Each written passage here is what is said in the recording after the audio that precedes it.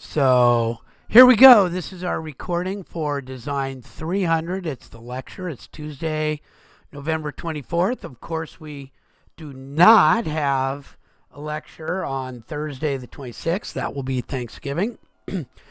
Also, you should know that there is nothing due on Sunday, the 29th. I've pushed it back.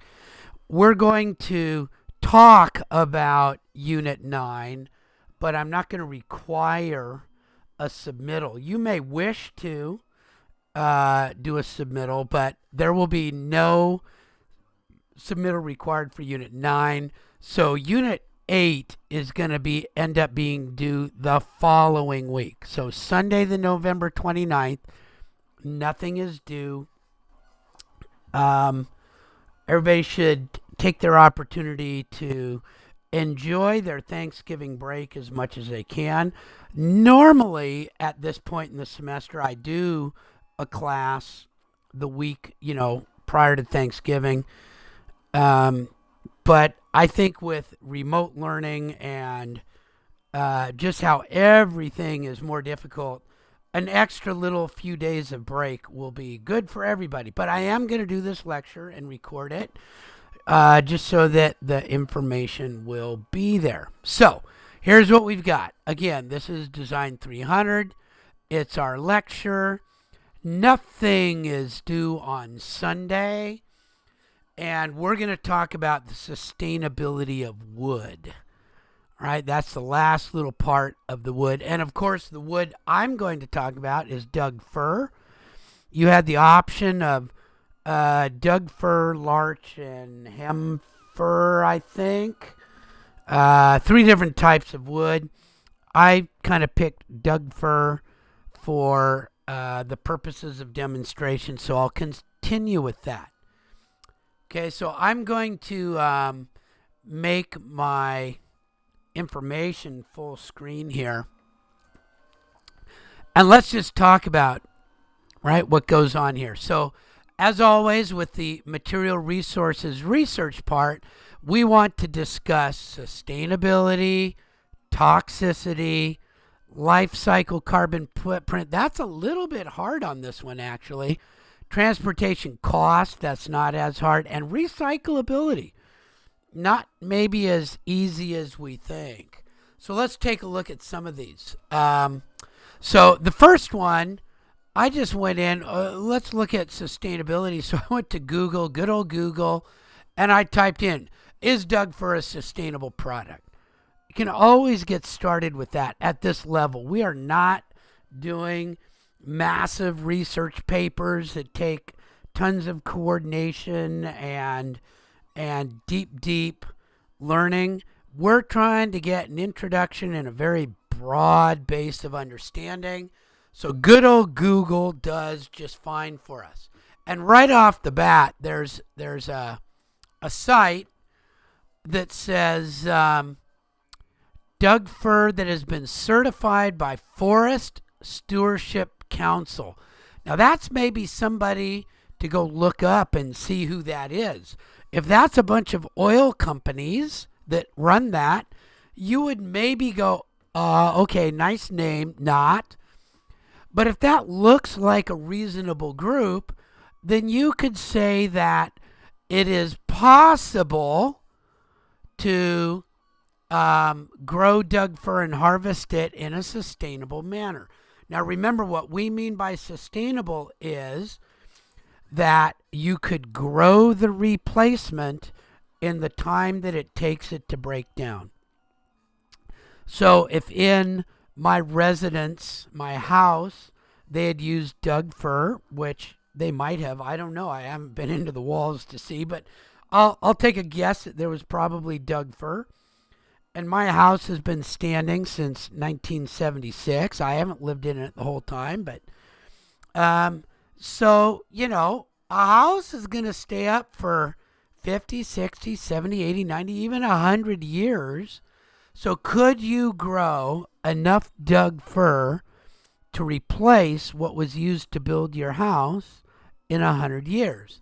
And you would look that up, find out how long it takes to grow Doug fir. They say it's pretty fast. Okay, and nowadays you don't have to make it grow quite as big because we do engineer the lumber, and you might even talk about that. We tongue and groove them together. We chip it and hold it together with laminates, which is actually one of the most reliable, best ways of doing your joists and framings because it is so reliable. We know what it will do. But there's a few things we can look at. Just with this one statement, we can go farther. But then I looked at another one. So let's see. Hardwood from broad, beech, and oak, or softwood, pine, and fir. Okay, they're replaceable, fast-growing, more sustainable than slow-growing oak. So that's giving us some more information. So far, I've got one that says, hey, these people say that it's sustainable. These people say it's more sustainable than that. Well, that may not mean that it's sustainable. So I went down and looked at another one somewhere down here. Here's something by the federal government.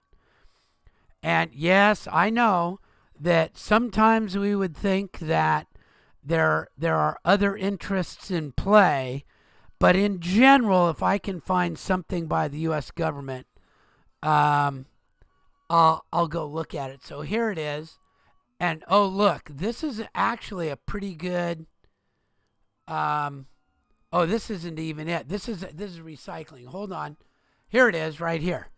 Science findings, science effects, June 2006. There's just some issue of something. It's from a research station. Oh, okay. Now this one's got some information. So this is fs.fed.us.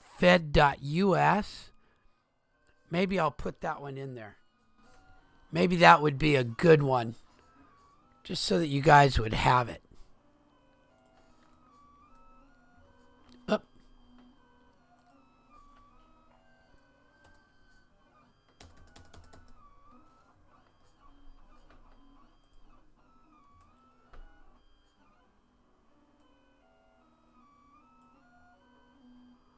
And there we go. I've done my job. Giving you a good start. So this one looks like it's detailed. Key findings right there. Key findings. Population going up. So purpose of the finding. Okay. Defining the issues. This looks like a pretty good paper to look at. And it's not terribly long. So this might be pretty good. Silviculturist. Silvi, I think, is forest. Sylvan. Culturist means knowing about how things work, how a culture works. So this person must study forests. Forester. Okay. So that's a little bit of information about the sustainability and what you can find. And I'm not going to tell you it's sustainable or not sustainable. I'm really interested to read what our students say after they've looked into this. It's not a simple yes no to me. It's a yes no with conditions that you could probably report. Okay? If we consider sustainability without looking at population growth, yes.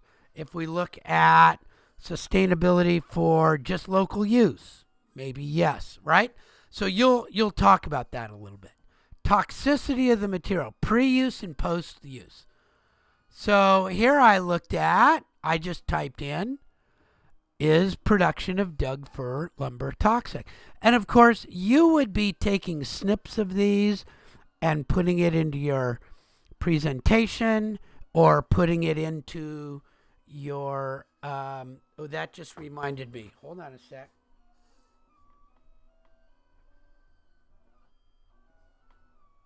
Okay. A Jamboard or your Google Slide or even just a Google Doc, something that captures all these. But this, okay, so there are uncommonly, there is some skin irritation, nausea, runny nose. Yeah, and dust. Dust is actually a problem. So if you worked in a mill and did not use face coverings, you would probably have some serious dust inhalation problems. Okay. Um, but how about pressure treated lumber? Pressure treated lumber. So most formulas infused. Ooh, chromated copper arsenic. That does not sound good. Arsenic is a group A carcinogen. So this looks like at least pressure treated lumber isn't so great. Now, in most of the lumber that we would use in framing for a building, we would not be using pressure treated lumber. If we did, it would be the sill plate. So you could say that pressure treated lumber has some pre-lumber, pre-use problems. And you could make some talk about that. Pressure treated. There we go. That's not good stuff right there. You could also maybe talk about caulking that's needed and stuff like that to damp proof it and things. But this is the main thing. Chromated arsenics, copper arsenic. So that doesn't look like good stuff to me. So there's another one down.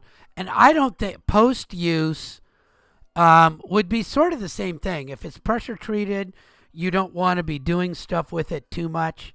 If it's not, and you know, they used to use creosote, all sorts of weird stuff. But you know, you just go to Home Depot and grab a piece of lumber, or you frame a house and you take the wallboard down and you touch the lumber. Far more problems with mold and stuff that's not the wood itself. It's the construction and how the building has been used. So post-use, I didn't look it up, but you'll probably find some. But pre-use, I did find a little bit. Life cycle carbon footprint, I'm going to let you look it up, but I'd like you to see if you can find some information about that includes calculations of, the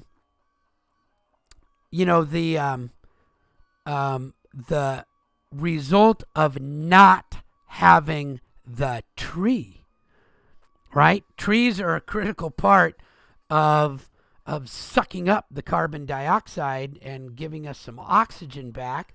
That was Joseph Priestley, I think, in early 1700s, along with Ben Franklin, did the first report of plants and a respiration cycle, and they were, I believe, the first ones to go, this could be a big deal. Maybe we should not cut down all the trees. Maybe there is something going on that we need to think about. And they weren't sure on it, but they asked the first questions that I know of in modern scientific history. So look at the carbon footprint not just as, oh, well, that's cool. There's not a lot of carbon footprint in growing a tree because it's all good, but you might look at what the effect of not having that tree, quote, in operation anymore does. Transportation cost, again, in our area, you might consider that the transportation cost is not great because most of the mills are from Canada, Washington. There's a few left in Oregon, and they do come to us by rail. And so the transportation costs, ecologically, rail is one of the better ways. So it's not probably too bad, but you can look at that. You can see how much of it comes by rail and what the amount is, and how much carbon is stuck into the air just from transporting that stuff. And then there's recyclability. Okay, and we go, wood, that's recyclable. That's really easy to recycle. But one of the things that we talk about recycling, when we talk about concrete, you grind up the concrete and it gets used as concrete. it's the aggregate for concrete. When you recycle steel, you chop it up and smelt it, and it gets turned back into the same steel that it was before. So it really, really does get recycled into the same source. Now, I don't know if you've recycled a building. It takes a pretty special process and a special contractor to really save wood such that it can be used in construction again. Mostly they'll take finish and not the real good stuff, unless it's a really good old building that's got big old pieces of lumber that we can't get anymore. And then they will remill that a little bit. But overall, how is wood recycled? Powerful wood shredder. Okay, well, now the wood shredders could get used to make engineered materials, but often they're not. Engineered materials are glue lams and the fiberboard and things like that get made into joists. Very strong joists. They're lightweight. They don't use a lot of wood. But really, they're not used that much. So let's take a look and see where it is used. Tons of wood waste disposed every year. Let's see. Sizes, broad mill. So big stuff can go into a broad mill. Okay, that's not most of it though. Okay, so the rest, where does it go? Laminate material, that's not bad. Plywood, that's not bad. That's pretty cool. But that all has to get separated. Labor intensive, time consuming.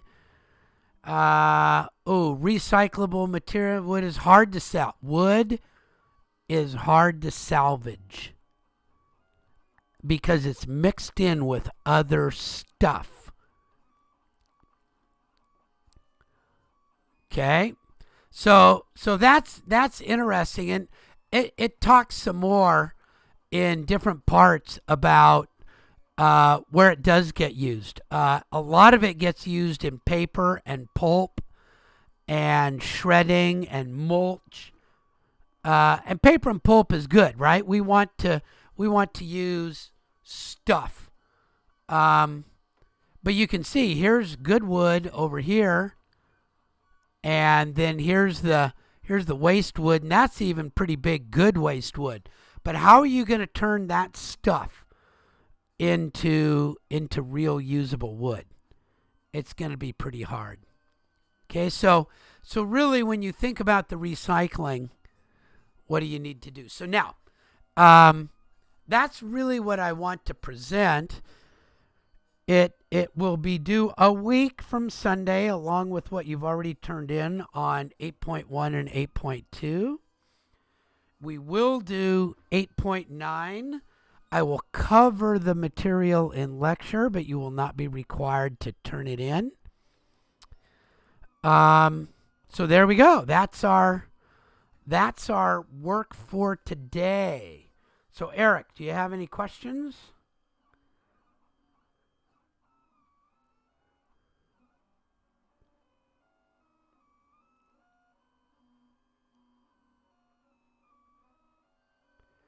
Okay, Then, with no questions, I'm going to go ahead and stop the recording. I'll post it in a little bit. And I wish everybody a really good Thanksgiving. I hope you have a fun and safe holiday. We'll see you later.